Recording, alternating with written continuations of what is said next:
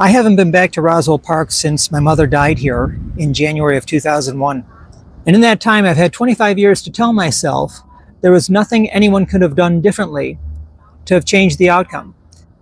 Yet here I am all these years later carrying questions with me that I'll never have the answers to.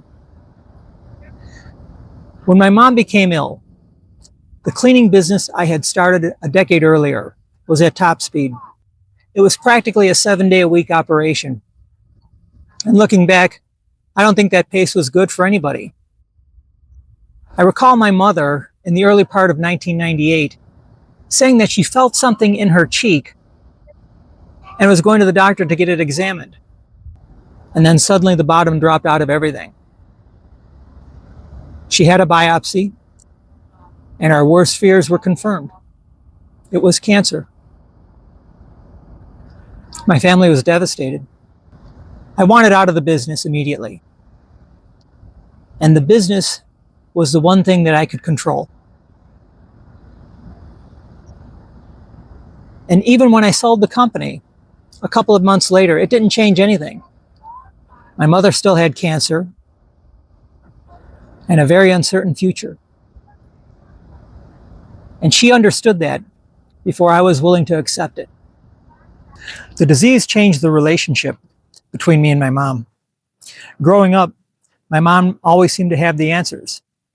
But from the moment she was diagnosed, I no longer went to her for answers.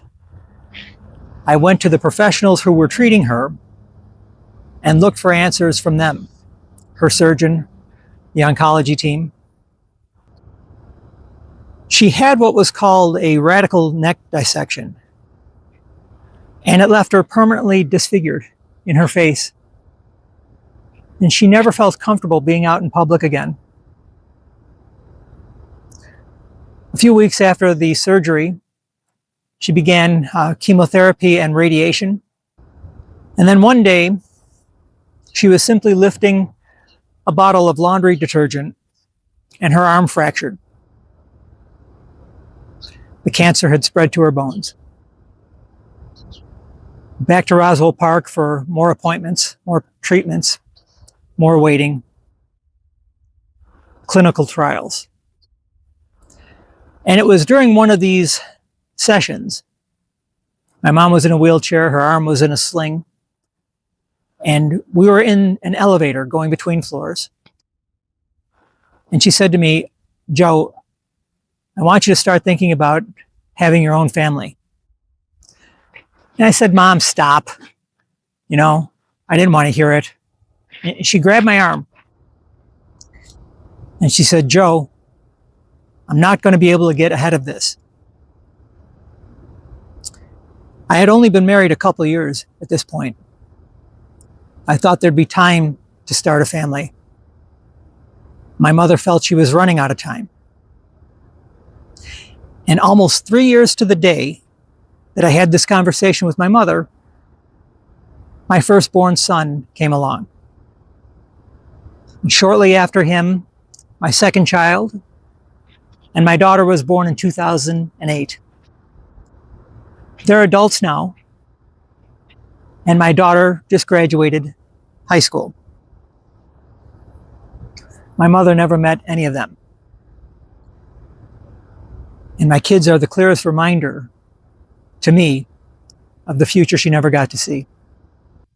The years after the work is done. The years most people assume they'll have. And as I've gotten older, I realize that the losses don't always happen all at once. Sometimes they arrive later, in graduations, birthdays, ordinary Tuesdays, entire chapters of my life, and my mom wasn't there for any of them. I'm living in a future that my mother never had a chance to reach. And I think that's where a lot of the guilt comes from. And I'm still trying to understand what that means.